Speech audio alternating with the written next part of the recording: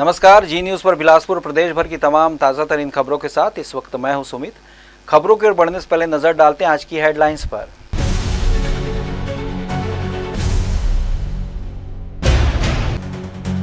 एरोकॉन 2025 से छत्तीसगढ़ में कैंसर उपचार और शोध की नई गति। सीएम साहब बोले, स्वास्थ्य सेवा सरकार की सर्वोच्च प्राथमिकता, संसाधनों की नहीं होगी कमी। फूटागढ़ बांध हुआ लबालब, वेस्ट वियर से बह रहा अतिरिक्त पानी। बारिश और वीकेंड के चलते पर्यटकों की भीड़, प्राकृतिक नजारा बना आकर्षण। अकलतरा में उठाई गिरी कांड को सुलझा, पुलिस ने 48 घंटे में नट गिरोह के 2 बदमाश को धर दबोचा। 98,000 नकद और बाइक बरामद। अनंत चतुर्दशी पे गणेश विसर्जन, जयकारों और शोभा यात्राओं से गूंजा बिलासपुर। भक्तों ने बप्पा से अगले बरस जल्दी आने का किया आग्रह। अब समाचार विस्तार से। मुख्यमंत्री विष्णुदेव साय ने राजधानी रायपुर के पंडित जवाहरलाल नेहरू मेडिकल कॉलेज सभागार में एरोकॉन 2025 का शुभारंभ किया। इस अवसर पर उन्होंने कहा कि छत्तीसगढ़ की 3 करोड़ जनता का स्वास्थ्य राज्य सरकार की सर्वोच्च प्राथमिकता है और इसके लिए वित्तीय संसाधनों की कोई कमी नहीं आने दी जाएगी। उन्होंने मेडिकल कॉलेज रायपुर के छात्रों के लिए 65 करोड़ रुपए की लागत से छात्रावास निर्माण की घोषणा भी की। मुख्यमंत्री ने कहा कि कैंसर जैसी गंभीर बीमारी से निपटने के लिए नवीनतम तकनीक और शोध बेहद अहम है। प्रधानमंत्री नरेंद्र मोदी के नेतृत्व में हर जिले में कैंसर डे केयर सेंटर स्थापित किए जा रहे हैं और छत्तीसगढ़ भी इस दिशा में तेजी से आगे बढ़ रहा है। एम्स रायपुर में रोबोटिक सर्जरी सिस्टम की शुरुआत इसका उदाहरण है। उन्होंने बताया कि राज्य सरकार लगातार स्वास्थ्य बजट बढ़ा रही है, नए मेडिकल कॉलेज खोल रही है और नवा रायपुर में 5,000 बिस्तरों की क्षमता वाली मेडिसिटी का निर्माण कर रही है। बस्तर और सरगुजा जैसे दूरस्थ अंचलों में सुपर स्पेशलिटी अस्पताल भी स्थापित किए जाएंगे। मुख्यमंत्री ने विश्वास जताया कि एरोकॉन 2025 संगोष्ठी कैंसर की रोकथाम और उपचार में मील का पत्थर साबित होगी। विधानसभा अध्यक्ष डॉक्टर रमन सिंह और स्वास्थ्य मंत्री श्याम बिहारी जायसवाल ने भी कार्यक्रम को संबोधित किया। कैंसर की बीमारी आजकल आम हो जा रही है। पहले बहुत कम कैंसर के पेशेंट होते थे, लेकिन अब लाइफस्टाइल, खान पान, वातावरण, ये सब का असर है कि काफ़ी संख्या में कैंसर के मरीज हो रहे हैं और उसमें सबकी चिंता है। माननीय प्रधानमंत्री जी की भी चिंता है, हम लोगों की छत्तीसगढ़ सरकार की भी चिंता है और उसी चिंता को लेके यहाँ पर प्रदेश भर के डॉक्टरों का 2 दिन का ये संगोष्ठी है और इसमें व्यापक चर्चा होगी। कैंसर को कैसे रोका जाए, नई नई पद्धति कैसे लागू किया जाए, कैंसर का इलाज भी काफ़ी महंगा होता है, कैसे उसको सस्ता किया जाए, ये सब सारी 2 दिन तक यहाँ पर चर्चा होगी। मतलब विशेषज्ञ कैंसर के यहाँ पर पूरे प्रदेश भर के डॉक्टर एकत्र हुए हैं और हमको पूरा विश्वास है कि इस 2 दिन का संगोष्ठी का कोई एक नया समाधान कोई एक निकलेगा जो कि हमारे कैंसर के जो मरीज के लिए कोई एक मील का पत्थर साबित होगा। रायपुर में शनिवार को मुख्यमंत्री विष्णुदेव साय ने छत्तीसगढ़ के पूर्व प्रांत प्रचारक श्रद्धेय शांताराम जी को श्रद्धांजलि अर्पित की। मुख्यमंत्री जागृति मंडल पंडरी पहुंचकर उनके पार्थिव शरीर पर पुष्प चक्र अर्पित कर नमन किया। मुख्यमंत्री साय ने कहा कि श्रद्धेय शांताराम संघ के वरिष्ठ प्रचारक रहे, उनका उनसे आत्मीय संबंध था। वे अभिभावक समान स्नेह व मार्गदर्शन देते थे। उनका निधन संघ, परिवार और समाज ही नहीं बल्कि व्यक्तिगत रूप से भी उनके लिए गहरी क्षति है। पूर्व मुख्यमंत्री डॉक्टर रमन सिंह ने श्रद्धांजलि देते हुए कहा कि शांताराम जी हमारे लिए पिता तुल्य थे। उन्होंने मत्कुद्वीप को पुनर्जीवित कर राष्ट्र निर्माण में योगदान दिया और अपनी विनम्रता व जीवन मूल्यों से सभी को आदर्श बने। श्रद्धांजलि सभा में कैबिनेट मंत्री टंकराम वर्मा, गजेंद्र यादव, गुरु खुशवंत साहेब, पूर्व राज्यपाल रमेश बैस, सांसद संतोष पांडे, अनुज शर्मा, मोतीलाल साहू समेत बड़ी संख्या में स्वयं सेवक और आमजन मौजूद रहे। एनएचएम कर्मचारियों की हड़ताल लगातार 20वें दिन भी जारी है। इस दौरान कर्मचारियों ने अनोखा तरीका अपनाते हुए भेल, पानीपुरी और चाय की दुकान लगाकर सांकेतिक प्रदर्शन किया। आंदोलन स्थल पर मौजूद कर्मचारियों ने कहा कि यह प्रदर्शन सरकार की दमनकारी नीतियों के खिलाफ उनकी लड़ाई का प्रतीक है। दरअसल हाल ही में एनएचएम संघ के कई पदाधिकारियों को सेवा से बर्खास्त कर दिया गया है। इसके विरोध में गुरुवार को सभी एनएचएम कर्मचारियों ने सामूहिक रूप से अपना इस्तीफा सीएमएचओ को सौंप दिया था। बर्खास्तगी और सामूहिक इस्तीफे के बाद कर्मचारी खुद को बेरोजगार स्थिति में पा रहे हैं। इसी बेरोजगारी के संकेत के तौर पर उन्होंने सड़क किनारे पानीपुरी और चाय की दुकान लगाई। इस दौरान राहगीरों को भी मुफ्त में नाश्ता चाय परोसी गई। कर्मचारियों को कहना है कि अगर सरकार उनकी मांग पर ध्यान नहीं देगी तो वे और भी सख्त कदम उठाने को मजबूर होंगे। आंदोलनरत कर्मचारियों ने स्पष्ट किया कि जब तक बर्खास्त कर्मचारियों की बहाली नहीं होती और उनकी लंबित मांगों पर सकारात्मक निर्णय नहीं लिया जाता, तब तक उनका प्रदर्शन जारी रहेगा। हड़ताल की वजह से स्वास्थ्य सेवाएं बुरी तरह प्रभावित हो रही है और मरीजों को भारी परेशानी उठानी पड़ रही है। छत्तीसगढ़ में 1 नवंबर से शुरू होने वाली धान खरीदी के लिए तैयारियां तेज हो गई हैं। राज्य सरकार ने अब अपनी तैयारी शुरू कर दी है। प्रदेश भर की प्राथमिक कृषि साख समितियां सोसाइटी में व्यवस्थाओं को दुरुस्त करने का कार्य प्रारंभ कर दिया गया है ताकि खरीदी कार्य में किसी प्रकार की बाधा न आए।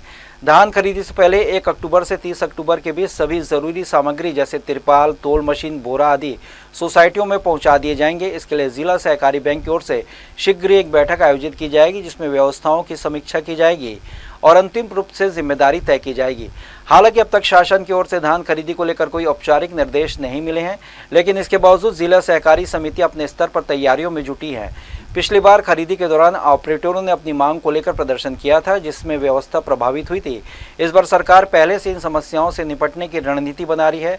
राज्य सरकार का लक्ष्य है कि धान खरीदी का यह सीजन बिना किसी अव्यवस्था के संपन्न हो और किसानों को समय पर भुगतान मिले। इसके लिए संबंधित विभागों को जल्द ही दिशा निर्देश जारी किए जा सकते हैं। धान खरीदी हमारा अभी डेट फिक्स नहीं आया है कि 1 नवंबर है या 15 नवंबर, शासन द्वारा फिक्स किया जाता है।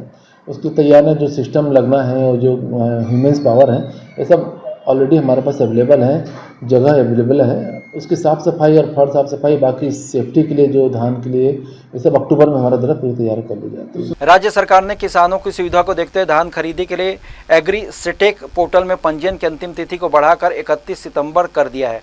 पहले पंजीयन के पोर्टल के माध्यम से ही किया जा रहा था, लेकिन तकनीकी कारणों से कई किसानों को इसमें दिक्कतों का सामना करना पड़ रहा था। पंजीयन प्रक्रिया में बार बार साइट ठप होने, OTP न आने और फॉर्म अपलोड न होने जैसी समस्याएं सामने आई थी। किसानों की परेशानी को देखते हुए सरकार ने बड़ा फैसला लेते हुए अब 10 सितंबर से सोसाइटी स्तर पर भी पंजीयन की सुविधा उपलब्ध कराने की घोषणा की है। यानी अब किसान अपनी संबंधित सहकारी समिति के माध्यम से भी पंजीयन करा सकेंगे। इससे उन किसानों को काफ़ी राहत मिलेगी जो तकनीकी जानकारी न होने की वजह से ऑनलाइन पंजीयन नहीं करा पा रहे हैं। सरकार का मानना है कि इस निर्णय से पंजीयन प्रक्रिया तेज होगी और अधिक से अधिक किसान समय पर पंजीयन कर सकेंगे। इससे आगामी धान खरीदी सीजन में किसानों को किसी भी प्रकार की परेशानी का सामना नहीं करना होगा। विभागीय अधिकारियों को निर्देश दिए गए हैं कि वे पंजीयन प्रक्रिया को सरल एवं पारदर्शी बनाकर किसानों को समय पर सहायता उपलब्ध कराएं। ये एग्री स्टेक पोर्टल है जिसमें किसानों का पंजीयन होना अनिवार्य कर दिया गया है। इसमें शासन में जितनी योजनाएं हैं उनका समस्त लाभ इस योजना में पंजीकृत होने के बाद प्राप्त करेगा किसान। और मुझे धान खरीदी का मीटर बताया गया 31 से 30 सितंबर तक बढ़ा दिया गया है। 30 सितंबर तक किसान 1 महीना है अपना पंजीयन समिति से करा सकता है। और जितनी भी टेक्निकल प्रॉब्लम जो आ रही थी, जो नहीं करा पा रहा था, वो सब टेक्निकल प्रॉब्लम सॉर्ट आउट कर देंगे। समिति लेवल से उनका पंजीयन हो जाएगा। शहर से कुछ दूरी में स्थित खूटाघाट बांध से एक बार फिर वेस्ट वेयर प्रारंभ हो गया है। ऐसे में बांध से निकल रहे सटीक पानी को देखने बड़ी संख्या में पर्यटक भी वहां पहुंच रहे हैं। तो वहीं वीकेंड होने से यहाँ पर्यटकों की संख्या भी बढ़ गई है। बीते दिनों बिलासपुर और आसपास के क्षेत्रों में झमाझम बारिश का असर अब खूटाघाट बांध में साफ नजर आ रहा है। शहर से करीब 30 किलोमीटर दूर स्थित इस लोकप्रिय पर्यटन स्थल पर एक बार फिर से वेस्ट वियर प्रारंभ हो गया। बताया जा रहा है कि इस समय बांध से लगभग 2 फीट तक अतिरिक्त पानी बह रहा है, जिससे यहाँ का दृश्य बेहद मनोहारी हो गया है। वीकेंड का समय होने के चलते पर्यटकों की संख्या में भारी इजाफा देखा गया है। आसपास के इलाकों से लोग बड़ी संख्या में यहाँ पहुँच रहे हैं। बांध से बहते पानी और हरियाली की मनोरम दृश्य पर्यटकों को खासा आकर्षित कर रहा है। कुछ दिनों पहले खूटाघाट बांध में जल स्तर कम हो गया था। नहरों में पानी छोड़े जाने और बारिश की कमी के चलते यहाँ सूखे की स्थिति बनने लगी थी। हालांकि हाल ही में हुई अच्छी बारिश के बाद अब स्थिति पूरी तरह से बदल गई है। बांध एक बार फिर से लबालब भर चुका है और अतिरिक्त पानी वेस्ट वेयर से बाहर बह रहा है। बांध से बहते पानी का दृश्य अब पर्यटकों के लिए एक बार फिर से आकर्षण का केंद्र बन गया है। लोग यहाँ आकर फोटो खिंचवा रहे हैं, वीडियो बना रहे हैं और प्राकृतिक सौंदर्य का आनंद ले रहे हैं। स्थानीय दुकानदारों और छोटे व्यवसायियों के लिए यह समय काफ़ी लाभदायक साबित हो रहा है। प्रशासन की ओर से सुरक्षा के इंतजाम भी किए गए हैं ताकि किसी तरह की अनहोनी न हो। छत्तीसगढ़ में शनिवार से स्कूलों के समय में बदलाव लागू हो गया। DPI द्वारा भेजे गए प्रस्ताव पर शिक्षा सचिव की सहमति के बाद अब एक पाली वाले स्कूल शनिवार को सुबह 7:30 बजे से 11:30 बजे तक संचालित होंगे। वहीं 2 पाली वाले स्कूलों में हाई स्कूल और हायर सेकेंडरी सुबह 7:30 से 11:30 बजे तक तथा प्राथमिक और माध्यमिक शालाएं दोपहर 12 बजे से 4 बजे तक खुलेंगी। इस फैसले का शालेय शिक्षक संघ ने स्वागत करते हुए इसे शिक्षक और छात्र हित में लिया गया निर्णय बताया है। बिलासपुर शहर की ट्रैफिक व्यवस्था लगातार चरमराती जा रही है। जिम्मेदार विभागों की उदासीनता और देखरेख के अभाव ने स्थिति को और खराब बना दिया।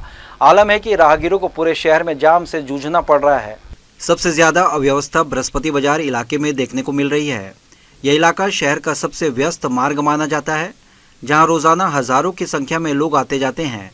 यहाँ सड़क के बीचों बीच न केवल बाजार सज रहे हैं, बल्कि लोग 2 पहिया और 4 पहिया वाहन भी बेतरतीब तरीके से खड़े कर खरीदारी में मशगूल हो जाते हैं। नतीजतन आम राहगीरों और वाहन चालकों को घंटों जाम में फंसना पड़ता है। पिछले दिनों यातायात विभाग के एडिशनल एसपी रामगोपाल करियारे ने इस समस्या को गंभीरता से लेते हुए बड़ी कार्रवाई की थी।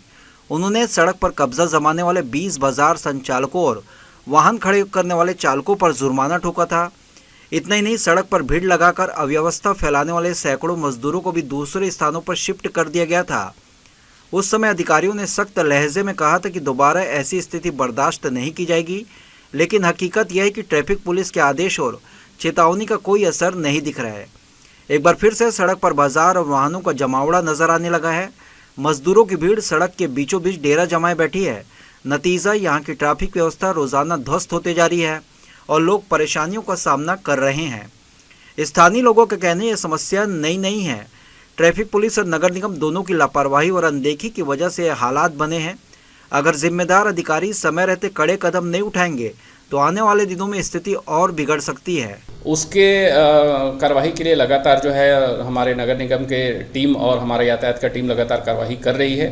समय समय पर जाकर के पुनः उन्हें हिदायत दिया जा रहा है कि जहां से अतिक्रमण हटाया गया है वहां किसी भी प्रकार की ठेला या अन्य चीज़ें न लगाएं, अन्यथा पुनः कार्रवाई की जाएगी और कड़ी कार्रवाई की जाएगी। दरअसल इस इलाके में ट्रैफिक प्रबंधन और अतिक्रमण हटाने की जिम्मेदारी सिर्फ कागजों तक सीमित होकर रह गई। वास्तविकता यह है कि रोजाना सैकड़ों लोग परेशान हो रहे हैं, लेकिन समाधान की कोई ठोस पहल नहीं हो रही। अब देखने वाली बात होगी कि ट्रैफिक विभाग एक बार फिर से सख्ती बरतता है या शहरवासी यूं ही अव्यवस्था और जाम की मार झेलते रहेंगे। जी न्यूज़ के लिए कैमरामैन राकेश खरे के साथ मोहम्मद नासिर की रिपोर्ट। बाराद्वार नगर पंचायत तालाब में सौंदर्यीकरण के नाम पर हुए लाखों के भ्रष्टाचार मामले में कलेक्टर को शिकायत की गई है। शिकायत में बाराद्वार के वार्ड नंबर 7 में स्थित काई तालाब में सौंदर्यीकरण के नाम भारी अनियमितता का आरोप लगाया गया है, जिसमें शिकायतकर्ता ने कलेक्टर से इस मामले में जांच कराने का निवेदन किया। शिकायतकर्ता ने बताया कि 2019 में काई तालाब के सौंदर्यीकरण के लिए करीब 67 लाख रुपए राशि स्वीकृत थी, जिसमें तालाब गहरीकरण, सफाई और निर्माण कार्य सहित कई कार्य होने थे, मगर ठेकेदार ने मनमानी तरीके से काम करके लाखों रुपए ढकाल लिया, जिसके चलते नगर के बीच वर्षों पुराना तालाब आज भी अपनी बदहाली के आंसू बहा रहा है। हैरान क्या करने वाली बात यह है कि अभी भी वर्षों बाद भी तालाब सौंदर्यीकरण के नाम की बची हुई राशि अधिकारियों द्वारा ठेकेदार को भुगतान किया जा रहा है। अधिकारियों ने जनप्रतिनिधि और ठेकेदार ने मिलकर भले ही काई तालाब की आय नहीं हटाई, मगर नगर पंचायत बाराद्वार पर जरूर भ्रष्टाचार की एक मोटी काई जमा दी है। 53 लाख रुपए की राशि निर्माण कार्य के लिए हेतु और 12 लाख रुपए की राशि 12,78,000 रुपये की राशि नॉन एसआर आइटम, मतलब कह सकते हैं कि इसके साज सज्जा पे खर्च करने हेतु शासन के द्वारा प्रदान किया गया था। लेकिन इस तालाब में 67 लाख नहीं 6 लाख का कार्य जरूर आपको दिखता होगा, जो ये 4 दीवारी यहाँ पे दिख रही है। उसके अलावा नॉन एसआर आइटम को यहाँ लगाया ही नहीं गया है और सभी का भुगतान अभी के समय में जो रुका हुआ भुगतान था उनका नॉन एसआर आइटम का 12 लाख रुपए का, उसको अभी इस सरकार में कर दिया गया है। बुलेटिन में खबरें और भी हैं, वक्त हो चला एक छोटे से ब्रेक का। ब्रेक के बाद हम लौटेंगे जल्दी, आप कहीं मत जाएं।